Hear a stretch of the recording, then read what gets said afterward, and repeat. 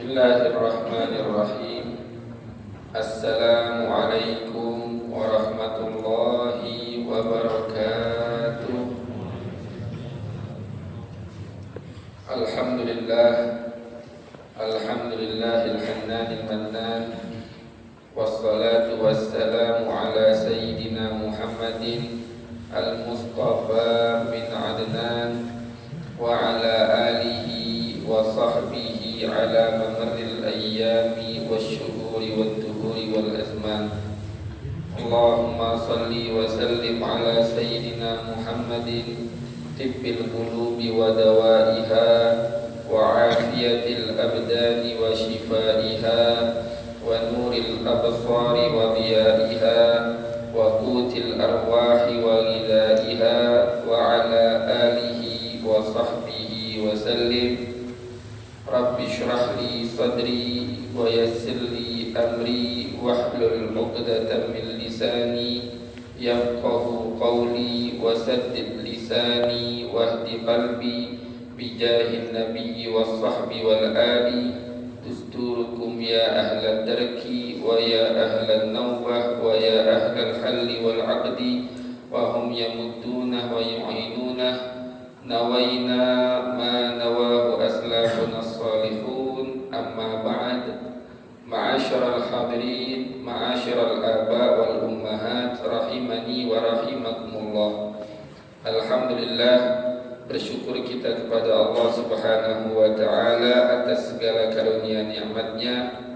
Salawat beserta salam tak lupa kita curahkan selalu kepada baginda besar Nabi Muhammad sallallahu alaihi wa ala alihi wa sahbihi wasallam, yang mana beliau telah membimbing kita baik secara fisik ataupun secara rohani di kehidupan dunia ataupun untuk kehidupan akhirat kelak nanti. Ma'asyiral hadirin rahimani wa rahimakumullah. Alhamdulillah, sebagaimana yang di awal pertemuan dulu pernah kita sampaikan, dalam pembahasan fiqhus siyam itu ada amat banyak sekali pembahasan-pembahasan penting. Namun yang kita ambil dalam beberapa pertemuan ini untuk menyambut bulan suci Ramadan, yang ingin kita bahas 9 pembahasan penting, dan alhamdulillah kita sudah melewati 5 pembahasan. Kita sudah melewati pembahasan syarat-syarat terkena kewajiban puasa, rukun-rukun puasa, syarat-syarat sah puasa, kesunahan-kesunahan puasa, dan hal-hal yang dimakruhkan ketika berpuasa. Sekarang kita akan masuk ke pembahasan yang ke-6. Ini pembahasan yang paling inti. Apa pembahasan yang ke-6? Mubtilatus shaum, hal-hal yang membatalkan puasa. Nah, ini penentu amal ibadah kita ini di bulan suci Ramadan, puasanya kita apakah sah atau batal. Nah, kita harus paham apa saja sih hal-hal yang membatalkan puasa. Bismillahirrahmanirrahim. Qala al-musannif rahimahullah wa nafa'ana bihi wa bi ulumihi wa bi ulumikum fid dharaini amin. Mubtilatus shaumi 11. Hal-hal yang membatalkan puasa ada 11. Apa yang pertama? Yang pertama, dukhulu ainin ila ma yusamma jawfan min manfadin maftuh. Dukhulu ainin, masuknya benda atau zat yang mempunyai fisik, ada fisiknya. Masuk ke mana? Masuk ke dalam sesuatu yang dianggap oleh syariat sebagai rongga dalam tubuh. Rongga dalam tubuh itu seperti tenggorokan dan lebih dalam lagi setelahnya. Perut, dalam perut. Terus tuh dalam kemaluan depan, lubang kemaluan depan, masuk bagian dalamnya itu dianggap rongga dalam. Kantung kemih, otak, otak itu rongga dalam dianggap oleh syariat. Adapun jikalau telapak kaki ditusuk pakai paku atau semisalnya, itu tidak membatalkan puasa karena tidak dianggap rongga dalam. Betis bukan rongga dalam, paha bukan rongga dalam. Jadi yang membatalkan puasa masuknya suatu benda yang ada fisik ke dalam anggota yang dianggap oleh syariat rongga dalam. Melalui mana? Min manfadin maftuh. Masuknya melalui lubang-lubang tubuh kita yang terbuka. Dalam mazhab Imam Syafi'i, seluruh lubang yang ada di tubuh kita itu dianggap lubang yang terbuka kecuali kelopak mata kita ini. Kecuali mata, bola mata. Lubang hidung dianggap lubang yang terbuka. Lubang telinga dianggap lubang yang terbuka. Lubang kemaluan depan dianggap lubang yang terbuka. Lubang dubur dianggap lubang yang terbuka. Namun ada pengecualian, lubang mata tidak dianggap lubang terbuka. Jadi seluruh lubang-lubang yang kami sebutkan tadi, intinya kita ini mungkin ada 6 lubang nih, kalau kita hitung. Mata, telinga, hidung, mulut, kemaluan depan, kemaluan belakang, 6. Semua ini membatalkan puasa kecuali mata. Mata tidak membatalkan puasa dalam mazhab Imam Syafi'i. Nah, rongga-rongga ini, lubang-lubang yang terbuka ini, satu-satu kita akan bahas. Mana batasan yang membatalkan puasa dan mana batasan yang belum membatalkan puasa. Pertama kita bahas lubang mata terlebih dahulu. Lubang mata tidak membatalkan puasa sama sekali. Meskipun ada seorang wanita ataupun lelaki menggunakan obat tetes mata atau memakai celak atau rasanya di tenggorokan, meskipun ada rasanya tidak membatalkan puasa dalam mazhab Imam Syafi'i. Karena mata itu tidak dianggap lubang yang terbuka, jadi tidak membatalkan puasa sama sekali untuk mata. Tapi kalau di mazhab selain Imam Syafi'i, ada yang berpendapat pakai celak, pakai obat tetes di mata tidak membatalkan puasa dengan syarat tidak ada rasa di tenggorokan. Kalau ada rasa di tenggorokan, batal. Jadi dalam mazhab Imam Syafi'i, dalam permasalahan mata ini agak ringan. Nak ada rasa, nak tidak kate rasa, tidak membatalkan puasa. Ini lubang mata. Sekarang lubang telinga terlebih dahulu. Lubang telinga masuk ke dalam membatalkan puasa.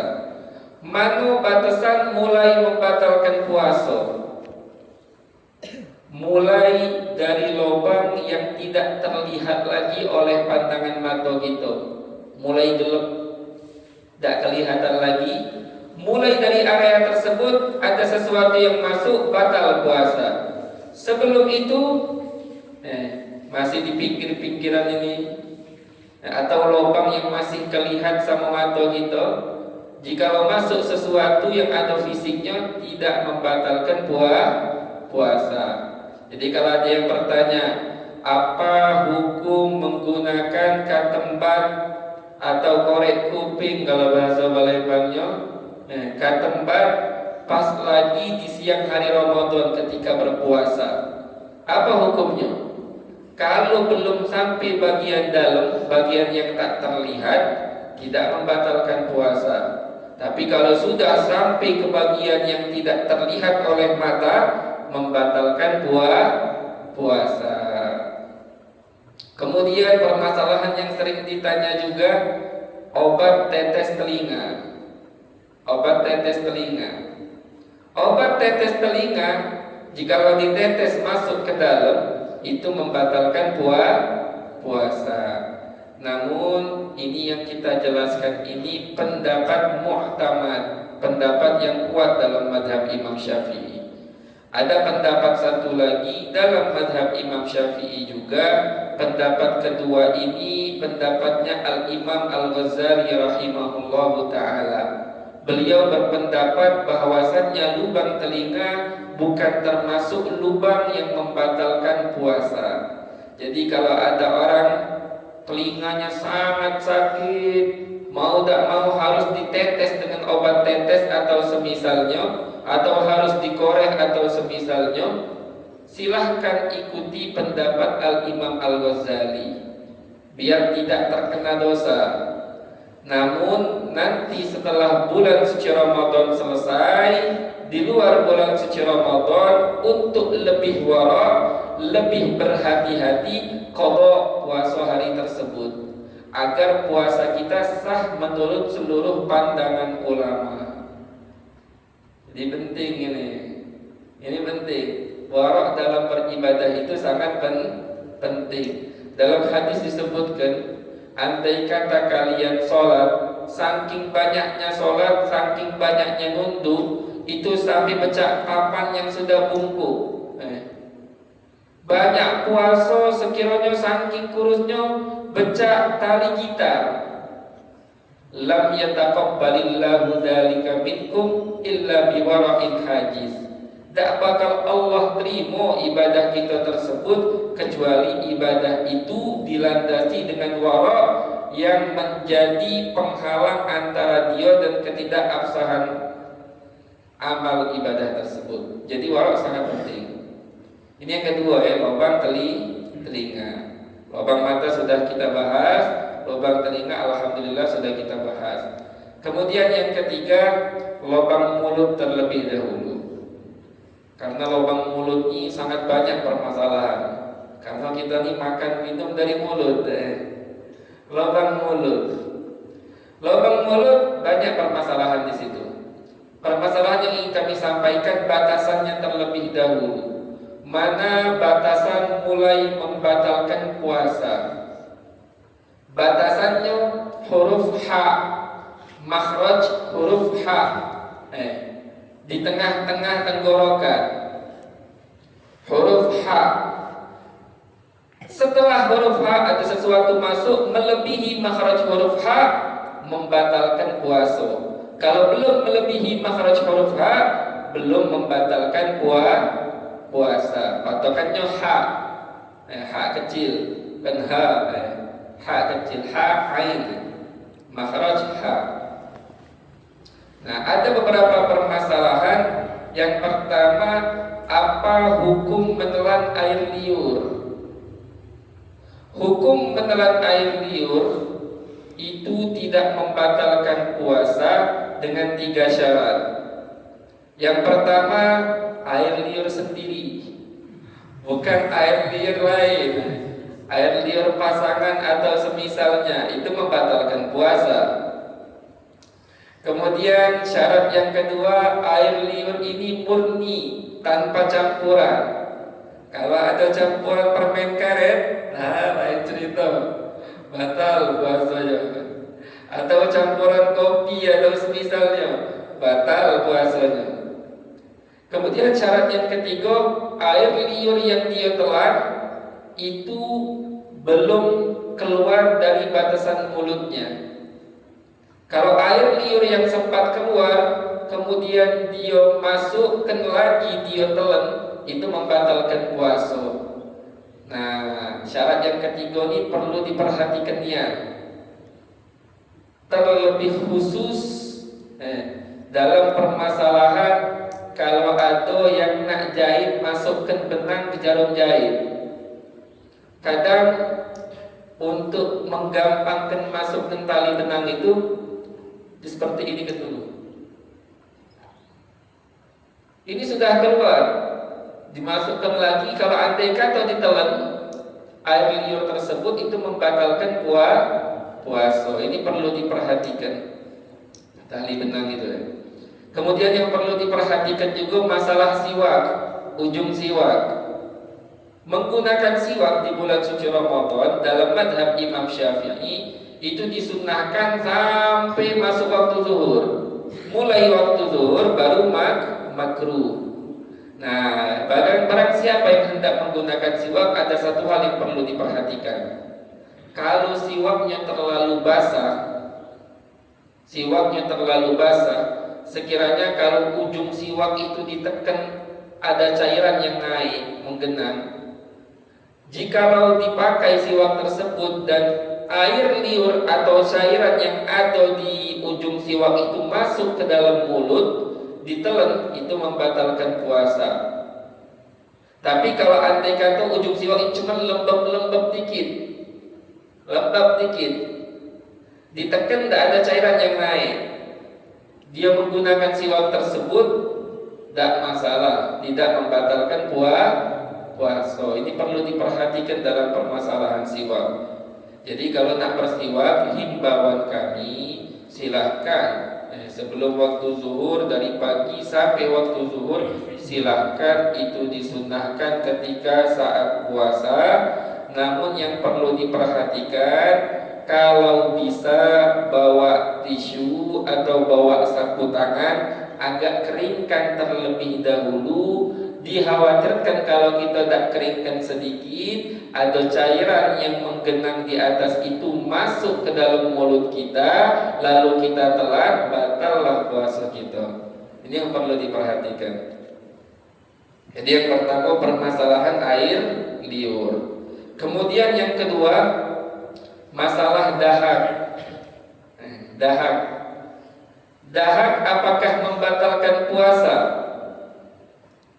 Dalam madhab Imam Syafi'i, dahak, jikalau dahak yang dalam setelah huruf H, lebih dalam lagi, lebih bawah lagi, itu tidak membatalkan puasa. Tapi kalau dahak yang sudah naik melebihi huruf H, ditelan, itu membatalkan puasa. Dalam madhab Imam Syafi'i, menelan dahak yang melebihi huruf H itu hukumnya membatalkan puasa. Namun ada pendapat dalam madhab Al-Imam Abu Hanifah radhiyallahu anhu, menelan dahak sengaja atau tidak sengaja, setelah huruf H atau sebelum huruf H, semuanya tidak membatalkan puasa. Jadi madhab Syafi'i dalam permasalahan dahak ini agak sedikit ketat, agak sedikit sulit. Nah, kita cak mana menanggapi permasalahan ini? Jadi kalau kita tipe-tipe yang banyak dahak, jaga-jaga di bulan suci Ramadan ketika berpuasa, kita bawa tisu, kita bawa sapu tangan atau semisalnya, kita lepehkan dahak tersebut, biar puasa kita sah dalam madhab Imam Syafi'i. Kemudian permasalahan lagi yang lain, sikat gigi pakai odol di tengah siang hari Ramadan. Hukumnya apa? Boleh dan tidak membatalkan puasa. Namun syaratnya jangan sampai ada zat-zat odol yang masuk ke dalam tenggorokan. Kalau masuk melewati huruf H, batal puasanya. Kalau tidak. Nah Ustaz, ana sudah sikat gigi, tidak ada odol yang masuk ke dalam tenggorokan, namun mulut ini terasa segar. Ada gahnya, segar. Kalau segarnya saja, tidak ada zat-zat yang masuk, itu tidak membatalkan puasa. Namun untuk lebih berhati-hati, jangan sikat gigi di tengah siang hari Ramadan. Kemudian permasalahan yang ketiga, debu jalanan. Kalau masuk ke dalam mulut, ketelan.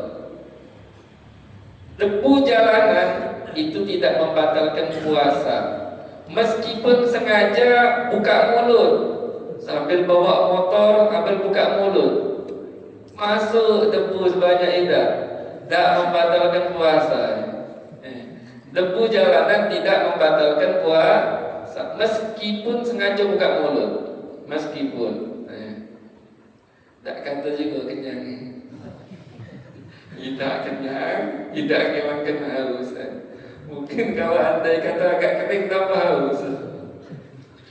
Ini yang ketiga, debu jalanan.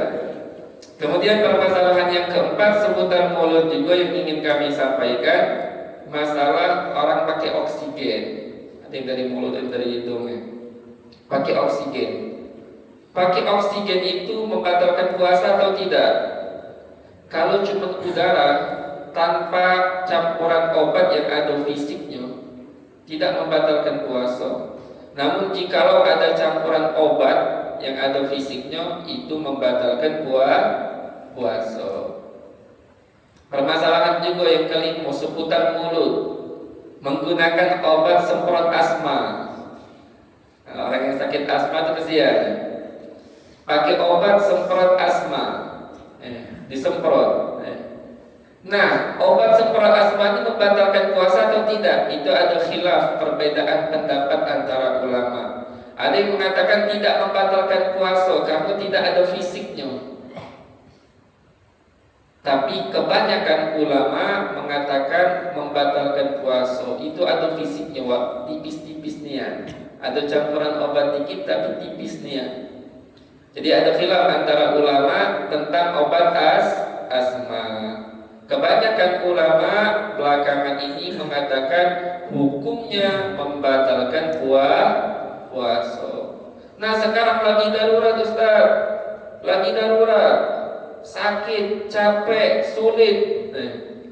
Silahkan ikuti pendapat yang mengatakan tidak membatalkan puasa, pakai obat tersebut. Habis pakai obat itu lanjutkan puasa kita. Kemudian setelah bulan suci Ramadan keluar, untuk lebih wara, untuk lebih berhati-hati, kita kodok puasa hari tersebut. Kita kodok puasa hari tersebut. Ini permasalahan seputar mulut.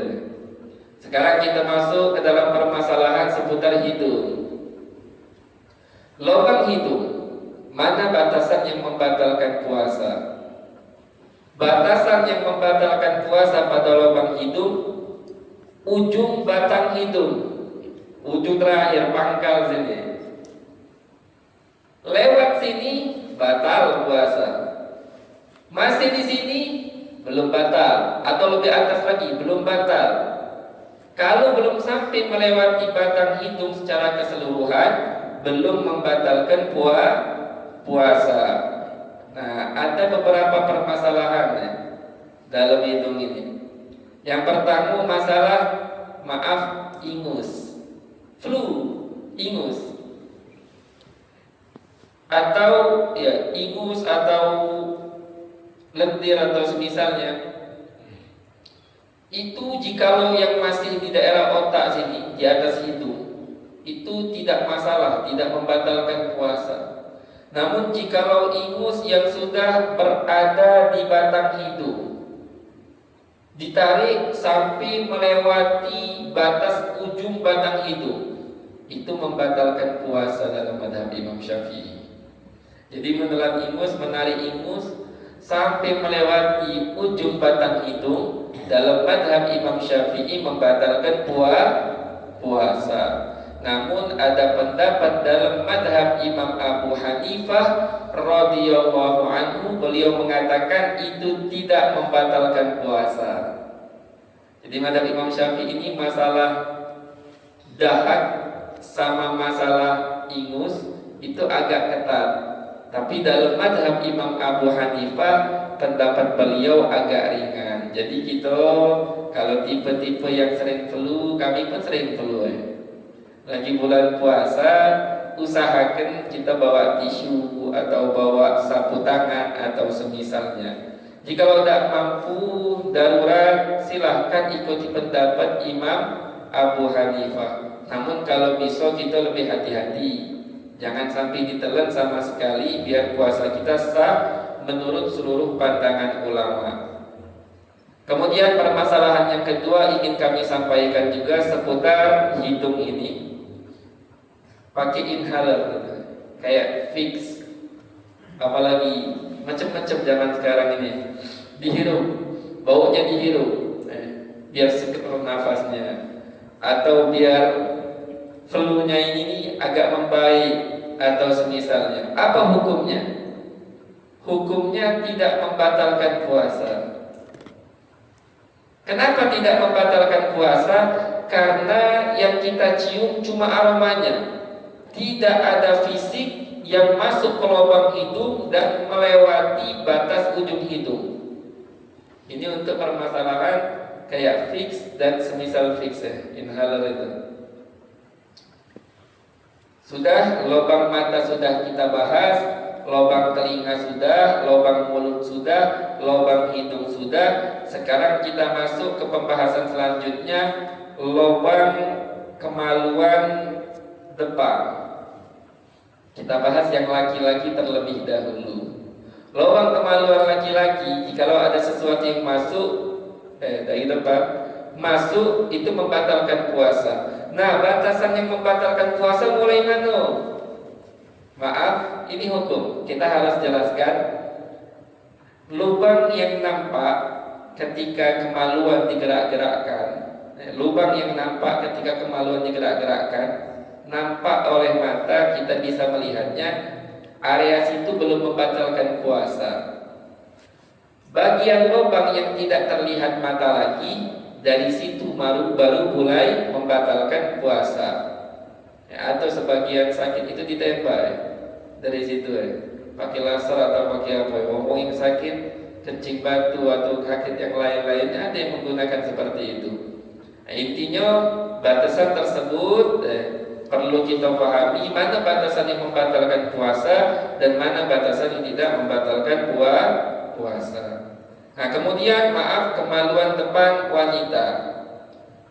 Batasan membatalkan puasanya mana? Nah, ketika wanita duduk jongkok, kita contohkan duduk jongkok biasa seperti ini. Bagian yang nampak, bagian lubang yang masih nampak oleh mata, itu bagian tersebut tidak membatalkan puasa. Bagian yang tidak nampak, nah itu membatalkan puasa. Pas lagi duduk jongkok. Nah, ini perlu diperhatikan. Wabil khusus, terlebih khusus kalangan wanita, kita pun sampaikan kepada keluarga kita, istri kita, putri kita, saudari kita, hati-hati ketika istinja, ketika cebok. Jangan sampai jari masuk lebih dalam, kedalaman. Nah, itu membatalkan puasa. Kemudian lubang yang keenam, lubang dubur. Lubang dubur.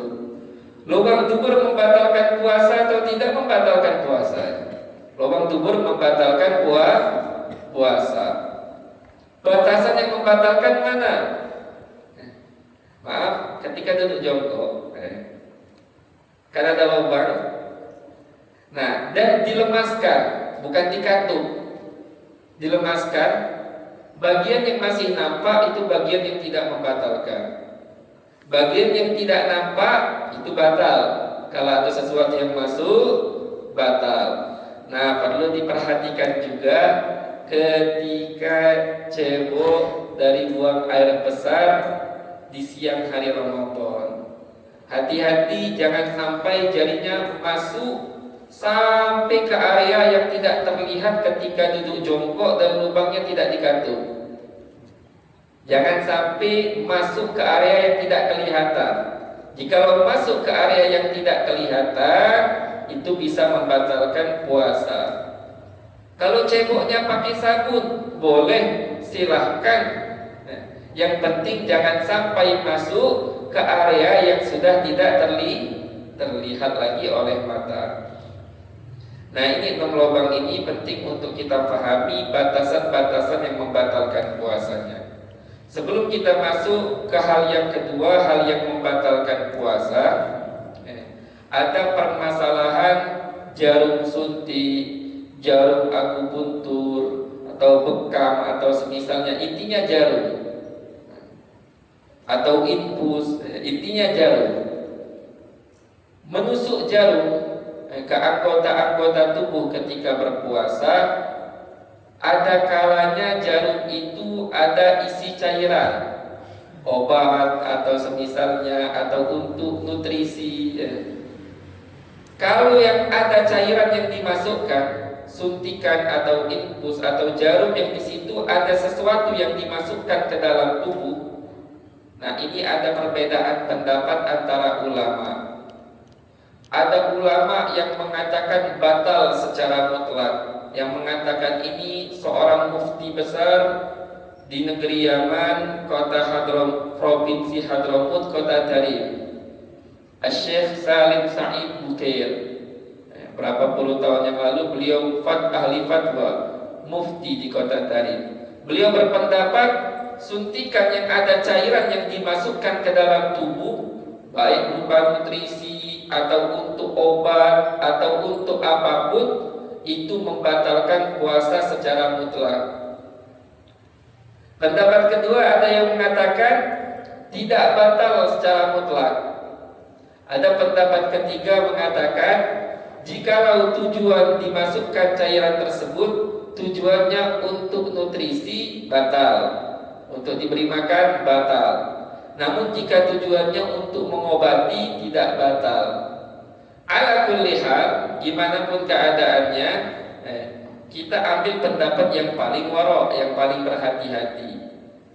Jadi kalau andaikan tadi disuruh suntik, dimasukkan cairan ke dalam tubuh, usahakan di malam hari.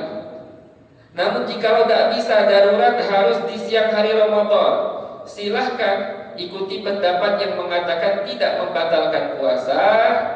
Namun setelah bulan suci Ramadan sudah keluar, usahakan qadha puasa hari tersebut untuk warok, untuk kehati-hatian dalam beribadah. Ini kalau suntikannya ada cairan yang dimasukkan. Lain hal kalau suntikan yang tidak ada cairan yang dimasukkan, ngambil darah, tes lab contohnya, ngambil darah atau bekam atau semisalnya, itu jelas-jelas tidak ada perbedaan pendapat antara ulama dalam mazhab Imam Syafi'i. Tidak ada perbedaan pendapat bahwasanya itu tidak membatalkan puasa. Nah, ini hal yang membatalkan puasa yang pertama. Intinya masuknya benda yang bersifat fisik ke rongga yang dianggap oleh syariat rongga dalam melalui lubang-lubang yang terbuka. Nah, kalau masuk benda melalui pori-pori, itu tidak membatalkan, karena pori-pori bukan lubang yang terbuka. Ini yang pertama. Kemudian yang kedua, wal qai'u, yang membatalkan puasa muntah. Nah, muntah ini tidak secara mutlak batal puasa. Muntah yang membatalkan puasa, muntah yang disengaja. Muntah yang disengaja itu membatalkan puasa. Muntah jika sengaja itu batal otomatis puasa, meskipun yang dimuntahkan tidak masuk lagi. Jadi muntahnya itu sendiri membatalkan puasa kalau disengaja. Tapi kalau muntahnya tidak disengaja, terkeluar sendiri, bisa ini tergambar. Banyak yang sahur pas lagi di bulan suci Ramadan, takut lapar, takut haus, makannya banyak, minumnya banyak, sampai seakan-akan air putih itu sampai ke ujung tenggorokan ini. Sampai ke ujung tenggorokan, takut haus esok harinya. Pas lagi esok hari tiba-tiba kekenyangan, ada yang naik melewati huruf H. Nah, kalau ini kan tidak sengaja. Kalau tidak sengaja tidak membatalkan puasa, namun jangan ditelan lagi, dilepehkan. Kalau ditelan lagi sengaja itu membatalkan puasa. Akan hal ini Rasulullah SAW bersabda, "Man dara'ahul qai'u falaisa alaihi qada wa man istaqa'a falyaqdi. Barang siapa yang muntah tidak sengaja, termuntah, maka tidak wajib qada puasa karena sah puasanya. Dan barang siapa yang sengaja muntah, maka harus qada, kata Nabi sallallahu alaihi wasallam, karena dia melakukan hal yang membatalkan puasa. Ada permasalahan yang mirip dengan muntah, sendawa atau atep. Atep atau sendawa, kalau tidak ada sesuatu yang keluar, tidak masalah, tidak membatalkan puasa. Namun jikalau atep yang ada air putih atau cairan yang naik atau makanan yang naik, apakah membatalkan puasa? Kalau atepnya disengaja, kemudian ada yang naik, batal puasa. Tapi kalau atepnya tidak disengaja, terkeluar, tidak membatalkan puasa. Nah, ini perlu diperhatikan. Jadi lagi puasa jangan gampang-gampang atep. Jangan ya. Khawatirnya ada yang naik, terangkat, keluar. Nah, itu membatalkan puasa. Ini perlu diperhatikan masalah atep, masalah sendawa ini.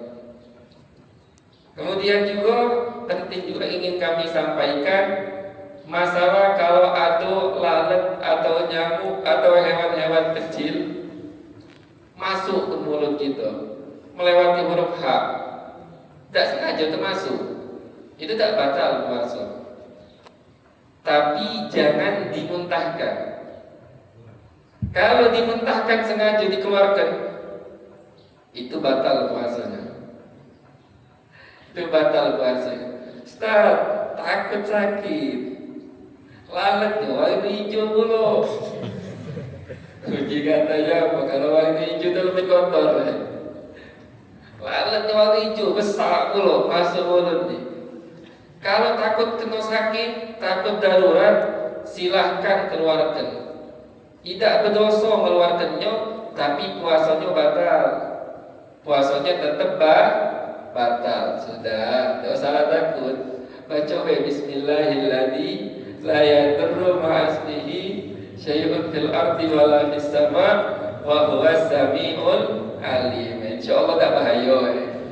Bismillahirrahmanirrahim. La yadurru ma'asmihi syai'un fil ardi wala fis sama wa huwas samiul alim. Nah, muntah ini juga yang keempat yang kami sampaikan. Muntah itu sedikit atau banyak membatalkan puasa dalam mazhab Imam Syafi'i. Walaupun sedikit, setetes atau kurang sedikit, itu membatalkan puasa. Tapi kalau dalam mazhab Imam Abu Hanifah agak ringan.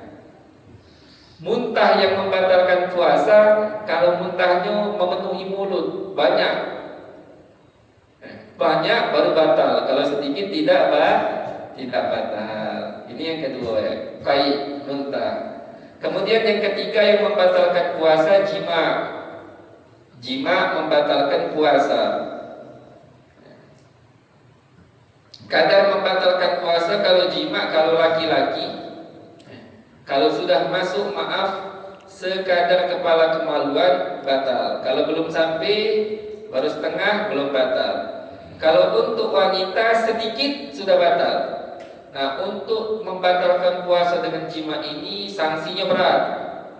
Ada orang puasanya batal, yang menjadi pembatal pertama puasanya jima, itu sanksinya berat. Apa sanksinya dari syariat? Ada 5 hukum kena. 5 sanksi. Sanksi pertama kena dosa. Sanksi kedua wajib imsak, menahan diri sampai terbenam matahari. Sanksi ketiga wajib qada.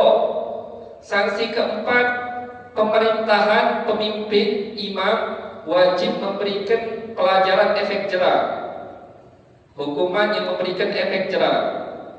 Yang kelima wajib bayar kafarah tebusan al-uzma yang paling berat. Apa? Membebaskan hamba sahaya mukmin. Kalau tidak mampu, pindah ke urutan yang kedua, puasa 2 bulan berturut-turut tanpa putus. Tidak mampu juga, urutan terakhir baru dionyo membayarnya apa? Memberikan makan 60 miskin, setiap orang miskinnya dapat 1 mud. Sulit ini. Makanya jangan pernah membatalkan puasa dengan jima. Nasallallahu alaihi wasallam. Orang-orang soleh zaman dahulu dan banyak bahkan di Arab sana masih, kalau di tengah siang hari Ramadan mereka warok berhati-hati, mereka tidak mau tidur satu kasur dengan istrinya. Kenapa? Karena khawatir ada bisikan setan. Setan ini ahli ya, bikin kita terjatuh dalam perbuatan dosa. Ahli. Kita contoh, kita menggeluti satu profesi 10 tahun, tiap hari, tiap waktu kita kerjakan. Ahli atau tidak? Ahli ya. Setan ribuan tahun sudah menggoda manusia, seluk-beluk tahu. Nah, kalau tiba-tiba cak ini nih dari segininya tahu, dan bahkan setan pun bisa melihat seluruh kekurangan kita. Jadi kita jangan gampang-gampang memberikan celah di budaya setan. Boleh kita tidur satu ranjang sama istri di tengah siang hari Ramadan, tapi untuk lebih wara, lebih berhati-hati kita tinggalkan. Kemudian yang membatalkan puasa juga yang keempat, wa khurujul mani bi mubasyaratin bi syahwatin ma'al 'abdi wal ikhtiyar wal ilmi bit tahrimi fil kul.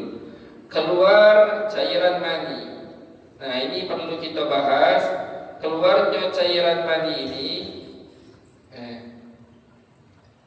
tidak secara mutlak membatalkan puasa.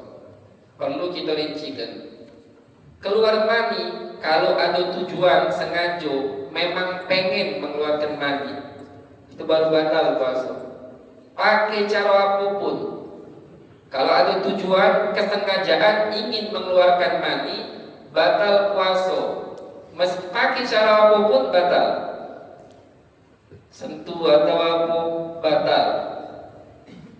Tapi kalau andai kata keluarnya bukan karena kesengajaan, terkeluarkan sendiri. Nah, kalau terkeluarkan sendiri ini lihat sebabnya apa? Kalau sebabnya karena sentuhan kulit dengan kulit, dengan orang yang disyahwati, wanita yang disyahwati, itu langsung batal puasanya. Walaupun terkeluarkan tak kata tujuan, batal. Kalau akibat sentuhan. Tapi kalau andai kata bukan akibat sentuhan, karena mimpi basah atau berpikir khoyal, atau dia melihat hal-hal yang bikin syahwat dia naik, itu tidak membatalkan puasa. Nah, catatan penting, masalah melihat dan berpikir khoyal hingga keluar, ini kan tidak membatalkan puasa. Catatannya dengan 2 syarat. Dia tidak punya kebiasaan keluar dengan berpikir ini, atau melihat hal-hal yang dia syahwat ini, dia tidak punya kebiasaan keluar mani. Tapi kalau punya kebiasaan keluar mani, batal puasanya. Syarat kedua, melihat dan berpikirnya harus tidak karena diulang-ulang. Tapi kalau banyak diulang-ulang, sampai keluar itu kan diulang-ulang berkali-kali, terus dipikir lagi, itu batal puasanya. Ini penting. Kenapa maaf Pak Bu, zaman sekarang ini nih handphone ini Masya Allah, apalagi pemuda dan pemudi ini, kalau tak katik landasan takut sama Allah Ta'ala, sudah apalagi yang menghalangi. Kalau tak kata yang ditakuti, apalagi yang menghalangi. Sendirian di kamar, membawa handphone yang Masya Allah mara bahaya di situ sangat banyak, merubah kepribadian seseorang. Berapa banyak di zaman sekarang ini, di depan kita seakan-akan orang zaman sekarang ini punya 2 wajah. Wajah di dunia, di alam nyata kita ini, sama wajah di dunia maya. Masya Allah, kadang di dunia nyata ini tidak di depan kita pendiam, tapi di dunia maya, Masya Allah, tabarakallah. Jadi masalah handphone ini anak-anak kita perlu betul-betul diperhatikan. Kemudian kita baca cepat sisa-sisa yang membatalkan puasa. Gila membatalkan puasa meskipun gilanya sebentar. Kemudian membatalkan puasa juga mabuk dari sebelum subuh. Kalau mabuknya minumnya tengah-tengah siang hari, jelas minumnya membatalkan puasa. Mabuk dan pingsan sepanjang hari dari sebelum subuh sampai maghrib, itu membatalkan puasa. Tapi kalau sempat sadar walaupun sebentar, itu tidak membatalkan puasa. Kemudian yang membatalkan puasa juga murtad walaupun hanya sebentar. Termasuk murtad, kebanyakan yang bikin orang murtad di akhir zaman main-main atau bersundagura, penesan kalau bahasa Palembangnya, bercanda dengan bawa-bawa hal yang diagungkan sama Allah, dientengkan sama dia tentang syariat, tentang kewajiban, tentang hal-hal sakral dalam agama. Ini banyak memurtad gara-gara ini. Di antara yang bikin murtad disebutkan dalam kitab Sulamut Taufik, jikalau seseorang ngomong cak ini, ada temannya cerita, dia jawab cak ini, kalau kau yang cerita, meskipun engkau sekalipun nabi, aku tak bakal percaya. Bawa nabi, meskipun engkau nabi sekalipun, aku tak percaya kalau kau yang cerita. Ini termasuk hal yang membuat seseorang murtad. Dan masih banyak lagi. Jadi kalau kita nak penesan atau softo atau bercanda, jangan pernah bawa-bawa agama. Kemudian wal haid membatalkan puasa, wan nifas, dan nifas pun membatalkan puasa, dan yang terakhir wal wiladah, dan lahiran juga itu membatalkan puasa. Sekian sebelum kita tutup, kalau ada yang punya pertanyaan, karena kita lihat pertemuan yang akan datang insya Allah di bulan Ramadan sudah. Kalau ada yang punya pertanyaan seputar puasa, silakan dipertanyakan dulu.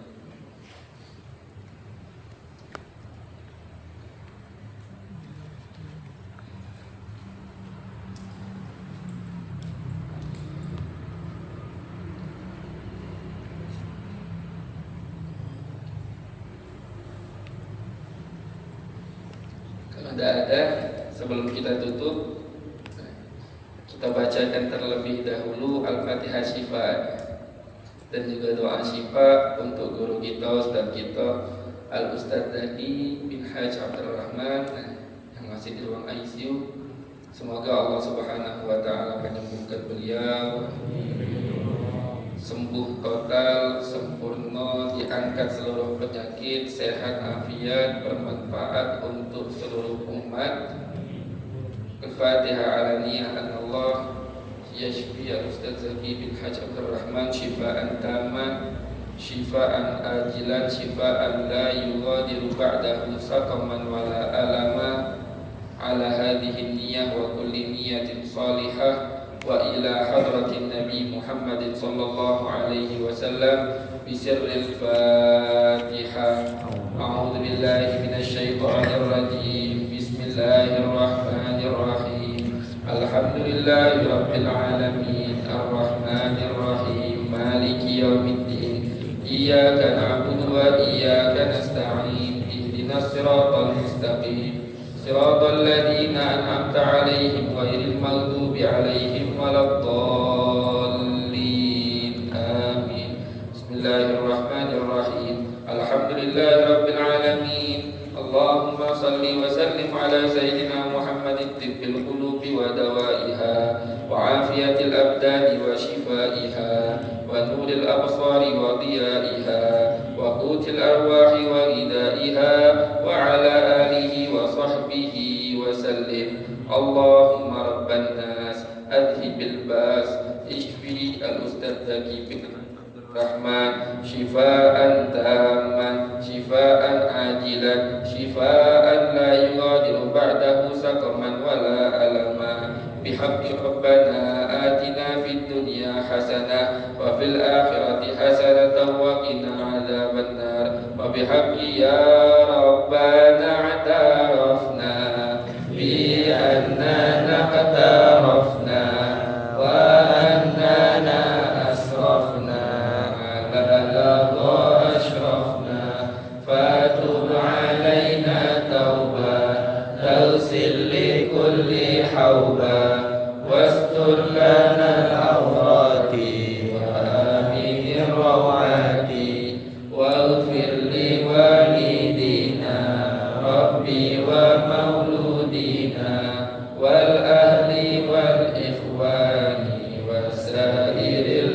إلهي وكل ذي محبة أو جيرة أو صحبة والمسلمين أجمع آمين ربي اسمع فضلا وجودا منا لا باكتساب منا بالمصطفى الرسول نرضى بكل سوء بالمصطفى الرسول نرضى بكل سوء بالمصطفى الرسول نرضى بكل سوء صلى وسلم ربي عليه عد الحسب وآله والصحب عدد طش الصحب والحمد لله في البدء والتناهي. Sebelum kami tutup, kami terlebih dahulu minta maaf sama seluruh hadirin untuk menyambut bulan suci Ramadan. Apabila ada cara dalam penyampaian kami yang salah atau ucapan-ucapan yang menyinggung atau sikap yang kurang baik, kami minta maaf kepada antum sekalian dan kepada Allah kami memohon ampun. Mungkin sekian dari Al-Faqir. Hakadha minni wal afu minkum. Wassalamualaikum warahmatullahi wabarakatuh.